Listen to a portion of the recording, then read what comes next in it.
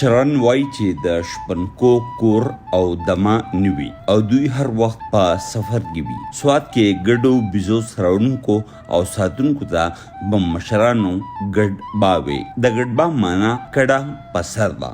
شپنکي وایي چې د وړي موسم شروع کېدو سره دوی یو شمېر ورځې د خپلو ګډو بيزو سره سفر وکړي او د کلام دنګو غرونو لکه پلوګا او نور سمو کې مشته شي. یو شپنګی فضل کریم ډیو ته وایي په دې وړو کې موږ دغه دې باندې ته راځو زموږ سره څاروي هغې دپاره بس دلته اوسېږو یو 2-3 میاشتې دلته په یو باندې کې 10 ورځې په بل باندې کې بس دا زموږ یو ژوند دی دلته موږ پاتې کېږو او موږ چې دې ځای نه بیا په دغه کې ستمبر کې موږ واپسي کوو. د کلام دی غرونو کې دا شپنکي خوشحاله وي. دوی دغلته په کچه کوټو کې اوسي او دغه کوټو کې ځان له خوراک هم پخوي او د ورځې په شنو دشتونو کې خپلې ګډې بیزې سروي او دغه کوټې او ګډو بیزو سرولو ولې د ځمکې مالکانو له ټکال قلنګ ورکوي. شپنکي وایي چې هغوی ګرمۍ ته خوشحالېږي ځکه چې د کلام په دغه سیمو کې یخ موسم او ښایسته نظارو کې دوی ډېر خوشحاله وي.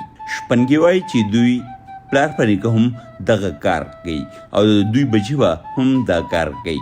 د شپنکو تاریخ ډېر زوړ دی او د پښتو شاعرۍ کې په دې لیک شوی دی.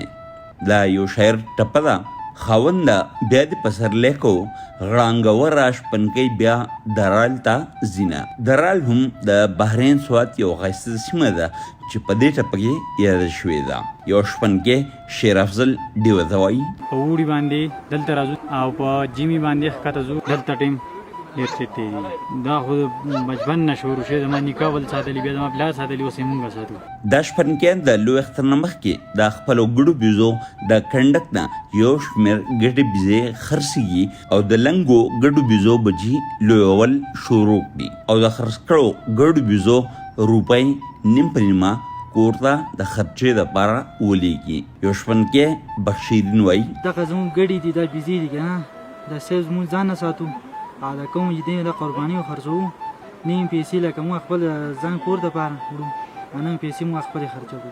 د ستمبر یا نهمه میاشت کې دا شپنکي په دغه سیمو کې د واورې شروع کېدو نه مخکې خپلې کډې وتړي او د صوابۍ مردان او د نورو ګرمو سیمو ته روان شي او کله چې دوی د کلام نه دغه سیمو ته رسي او دغه سیمو کې د یخنۍ موسم شروع شوی وي. فیاض ظفر، وایس آف امریکا، ډیوا، سوات.